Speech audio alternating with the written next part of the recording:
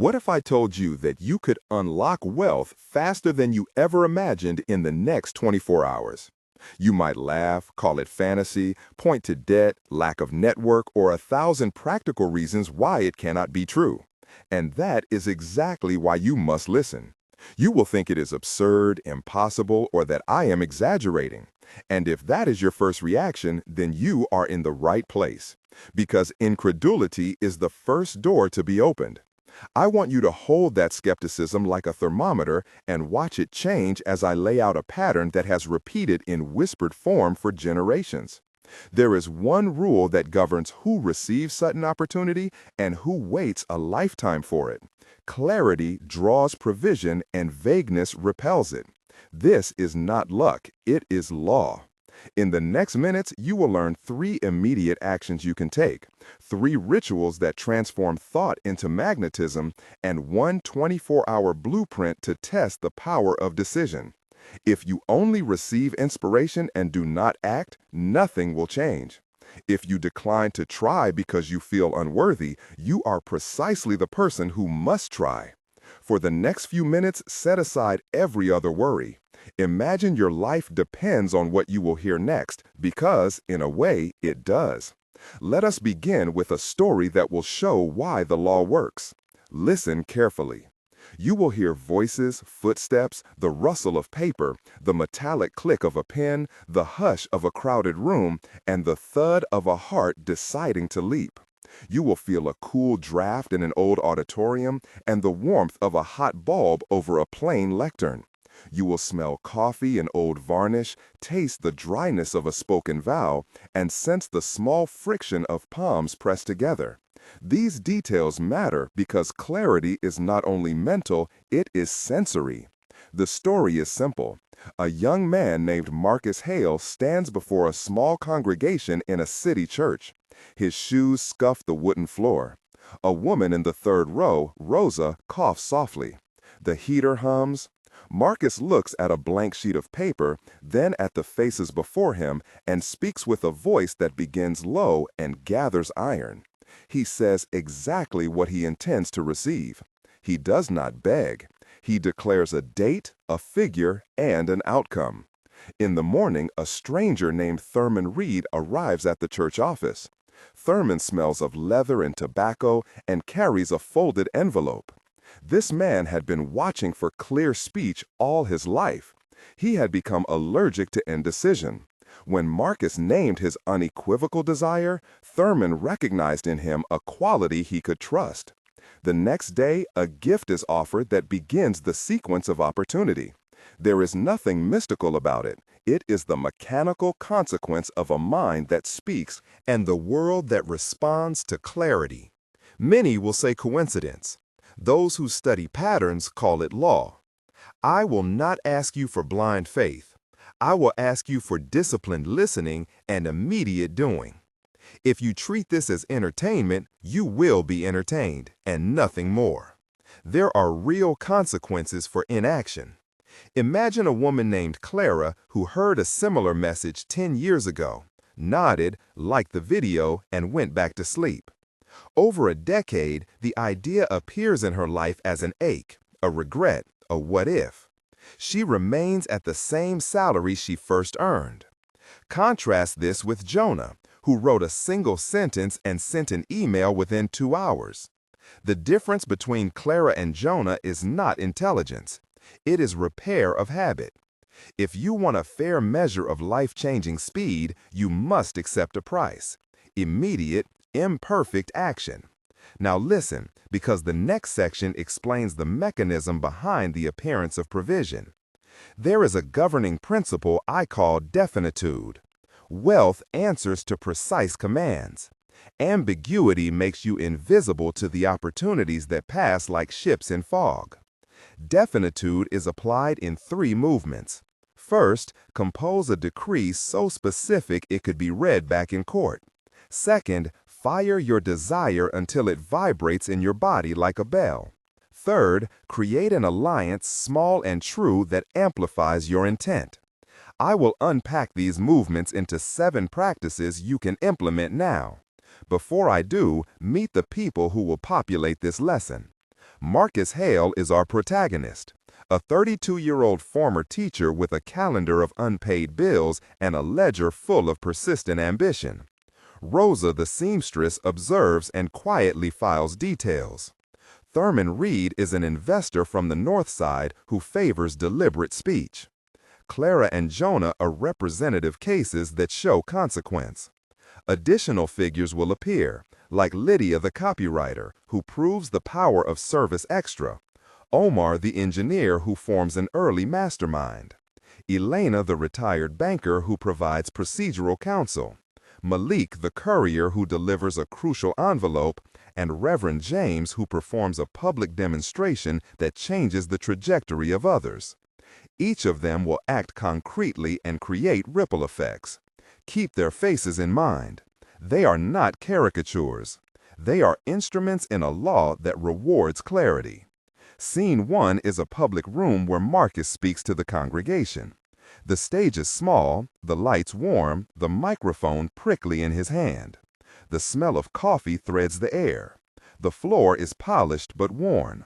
A late autumn chill nips through a cracked window, and the quiet coughs of the audience sound like distant surf.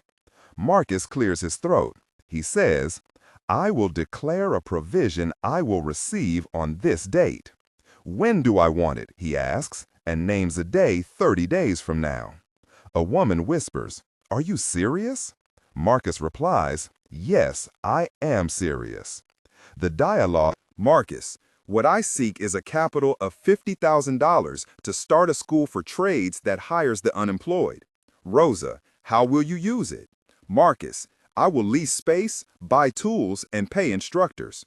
Thurman, from the back, stands and asks, "Why 50,000?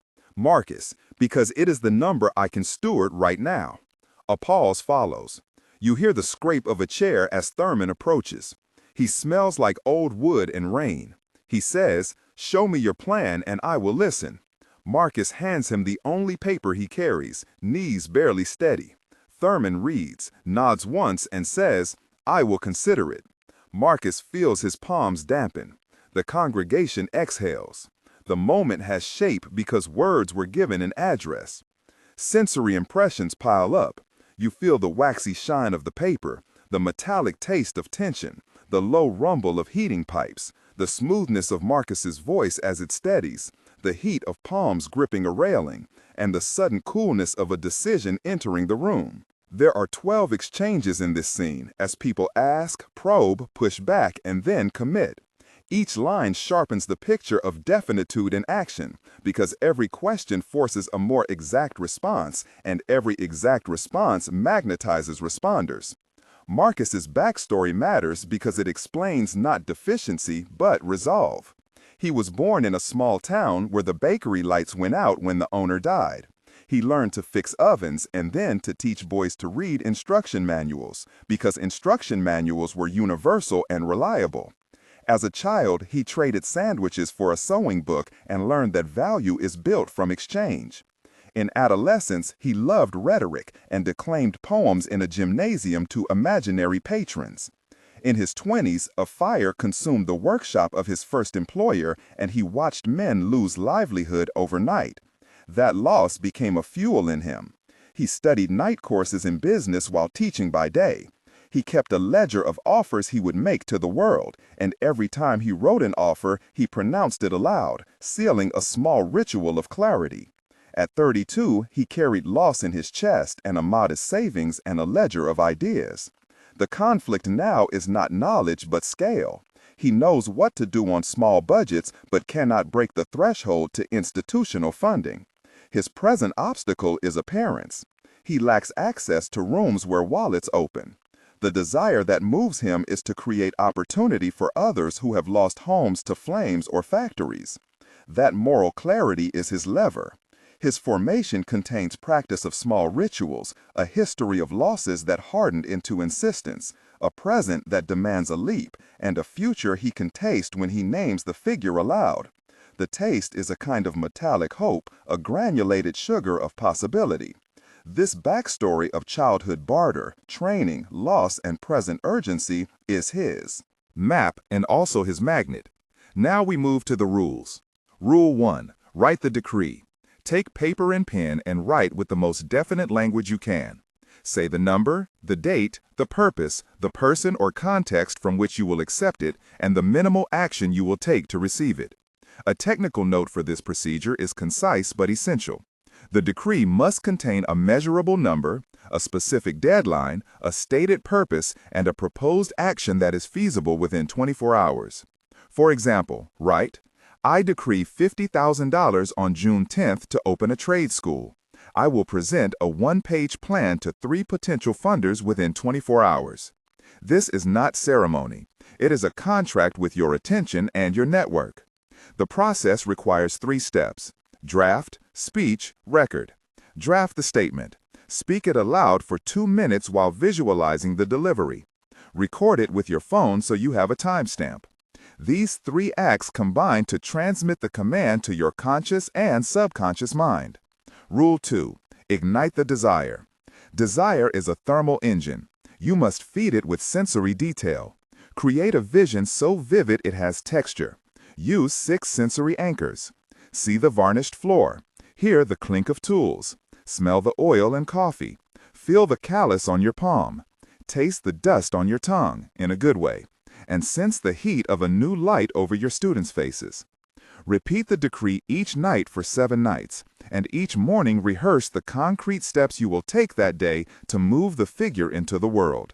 This week-long ignition is not mystical. It changes neural pathways and primes behavior. As a practice, speak the decree, write it, and perform one small action to test it. Jonah, who wrote his sentence and then sent an email, experienced momentum because action followed nomenclature. Rule 3. Enlist the mastermind. No significant movement happens in solitary. Choose 3 to 5 allies who will hold you accountable and carry skills you lack. Invite people with tension and resources: a designer, a bookkeeper, an early adopter, a skeptic who will ask hard questions, and a connector who knows funders. The mastermind meets with simple protocols. In the first meeting, each person declares a single goal, a single timeline, and one deliverable. Each week there is an inspection of action. A procedural description is short and necessary. Use a shared document, assign roles, and demand weekly micro-commitments. The mastermind is not social club. It is a triangulation of pressure. When Marcus formed his group, he included Lydia, the copywriter who rewrote his pitch, Omar, the engineer who estimated costs, Elena, the retired banker who judged risks, Malik, the courier who offered to deliver printed proposals, and Rosa, who offered local credibility. Their combined action compressed the timeline. At this point, pause and post in the comments. If you are watching this and something inside you has shifted, write one sentence below starting with "I decree" and finish with your primary intention. Make it brief and immediate. Do not overthink. Your phrase will act as the first public anchor of your decision. If you share it, you will be joining a chain of small public commitments that increases your likelihood of follow-through. Others will read it and draw courage. This channel is not for sermonizing. It is a community registry of emergent decisions. Return after you post and continue listening because the next rules are the practical levers. Rule 4. Deliver service beyond expectation. In every successful surge of fortune, there was a moment when someone offered more than was asked and created a creditor of goodwill. In practice, do one small extra thing for a stakeholder that costs you little but returns trust. Send 3 versions of your pitch tailored to the prospective donor's cause. Show up early with a printed document. Give a short pilot demonstration or create a small sample of your service. The scene where Lydia and Marcus meet is textured with the clapping of a stapler, the smell of toner, the rustle of mock invoices, the soft click of a laptop, the taste of black coffee, and the heat of late afternoon sun through blinds. Lydia reads a draft and says, "This shows you care." Marcus feels validated. This extra service is a transaction in trust that often precedes capital introductions. Rule 5. Choose immediate decision. Do not procrastinate. Decide now and set a 24-hour deadline for the first tangible action. Decision has momentum. Hesitation sucks energy and makes you forget precise language. A checklist helps. In the next 24 hours, complete these items. 1. Write your decree. 2. Identify 3 names to contact. 3. Prepare a 1-page pitch. 4. Send the first email or make the first call. 5. Perform one small extra service and document the attempt with photos or receipts. Decision plus documentation creates narrative that others can trust. Marcus chose and moved. Within 24 hours, his pitch reached Thurman by mail. Thurman asked 2 questions. Marcus answered precisely, and Thurman replied that he would visit to inspect the plan. That visit created a relationship. Rule 6. Seal the subconscious. Before sleep, perform a ritual of self-suggestion. Sit quietly and declare in present tense what you will receive. The ritual lasts 5 minutes and uses sensory anchors. Speak. I now seal this decree. Feel the words form in your chest. Feel warmth like a lamp. See paper with a signature. Hear the envelope close. Smell the leather of a wallet. Repeat this for 7 nights. The ritual programs your unconscious to notice opportunities and to orchestrate small actions that align with your decree. There is a practical technical note for the ritual. Use a single phrase each night and a consistent posture. Keep a small physical token near your bed. The token functions as a physical reminder. Rule 7. Persist with disciplined patience. Persistence is not aimless repetition. It is stubborn alignment with clear action. Track your attempts and refine them. After 3 fails contacts, change the medium. If email fails, call. If calls do not connect, send a physical note. The rules of escalation are simple and procedural. Document attempts, measure responses, and test variations. Lydia rewrote the opening paragraph until the response rate tripled. Omar adjusted cost estimates. Elena recommended a clause to safeguard capital. These adjustments are minor but consequential. Now let us return to tension points that test resolve. First tension, the night before the potential benefactor's visit. Marcus cannot sleep. He paces the small kitchen. The radiator hisses. He sips stale coffee and imagines failure. The smell of old bread on the counter mixes with the metallic tang of worry. His palms are cold. He considers backing out. A friend calls offering easy cynicism. Marcus must decide to keep his appointment. He dresses, goes out into the damp street, the smell of wet cement and exhaust stinging his nostrils, and approaches the office. The tension resolves with Thurman's arrival. The conversation is terse. Marcus shows numbers. Thurman asks for a guarantee of stewardship. Marcus offers to report monthly and to place funds in escrow. The tension dissolves into a handshake. This scene contains 2 long paragraphs of dialogue and 5 sensory images that ground the anxiety and the release. Second tension, a betrayal by a would-be partner. A man named Conrad promises a link to a donor and disappears. Marcus's inbox shows silence where there was promise. The taste of bile rises. He feels the grit of betrayal on his tongue. He could surrender. Instead, he elevates the offer to another contact, refines the pitch, and delivers a demonstration. The sensory details include the sharp texture of rejection emails, the cold sting of fluorescent light in a conference room, the rough feel of a printed prototype, the faint smell of lemon cleaning fluid on the table, and the steadying warmth of a colleague's hand on his shoulder. The betrayal becomes a test that increases precision. Third tension, the time of final ask. Thurman requests a signed commitment from Marcus about stewardship practices. Marcus must promise to submit monthly accounts and to hire an independent auditor. This is costly in small money terms, but necessary in trust. The moment of signing is tactile. The click of pen, the slight indentation on paper, the cool weight of an envelope, the sound of a mailbox, the small metallic clink of keys. This scene seals the transaction and transforms promise into contractual reality. Throughout these tensions, there are dialogues, expanded, and sensory richness. In the main scenes, expect 12 to 14 exchanges to deepen character and decision. Secondary scenes between Marcus and Mastermind include more than 10 exchanges where they test ideas, swap roles, negotiate deliverables, and rehearse the pitch. These exchanges sharpen the actions and produce the micro-commitments that align momentum. Now the practical 24-hour blueprint.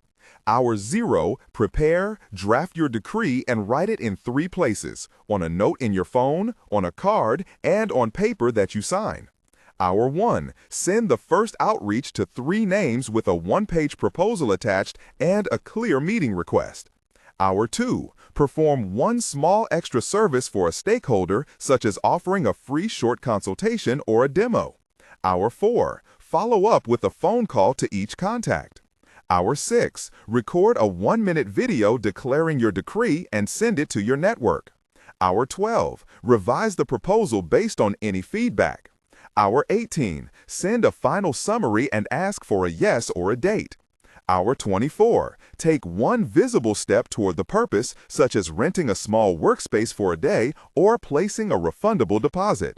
These steps are precise, accountable, and measurable. They create a narrative that funders can join. You will also need technical details for agreements and investments.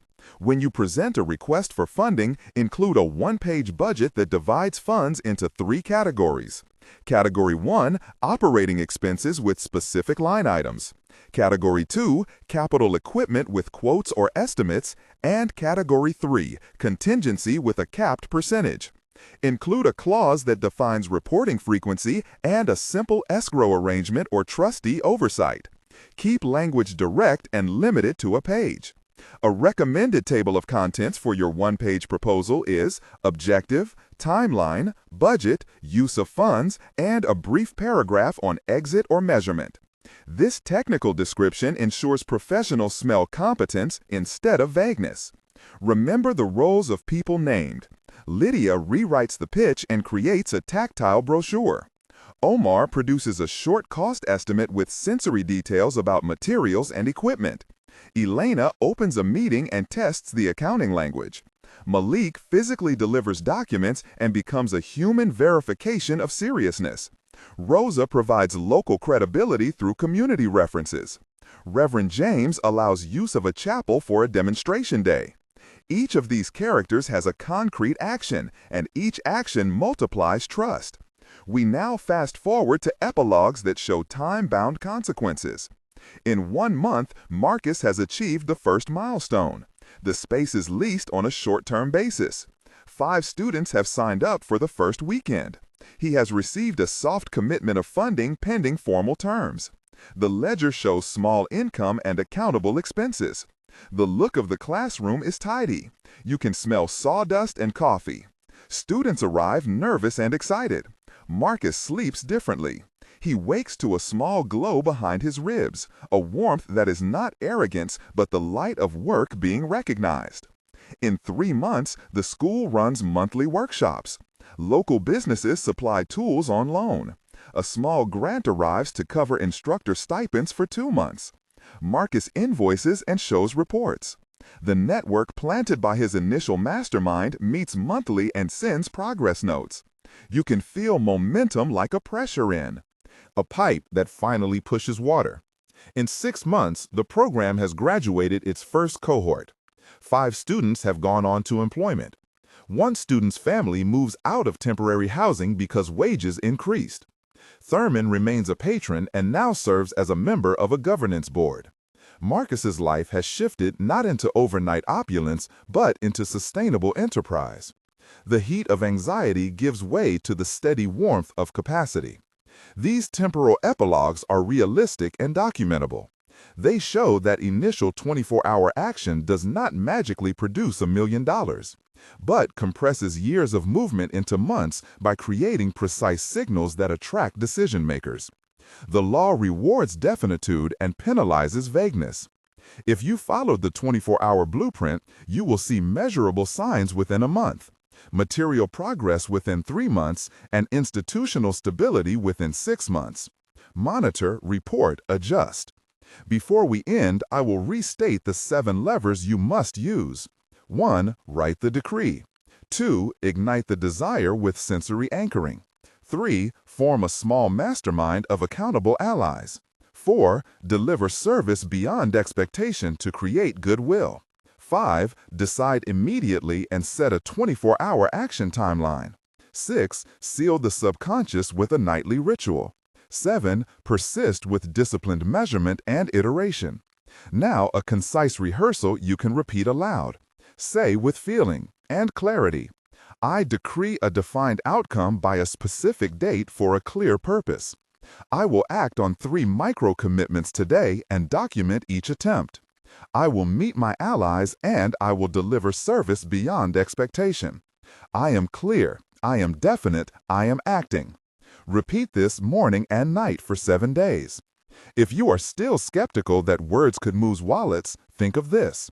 Funding flows to those who reduce the friction in the donor's world. Clarity reduces friction. A one-page plan with a clear number reduces the cognitive burden of an investor. That reduction turns interest into action. Your task is to lower friction and increase confidence. The ritual, the certificate-like specificity of the decree, the recorded voice, the mastermind's accountability, and the small extra service combine to make your proposition easier to accept.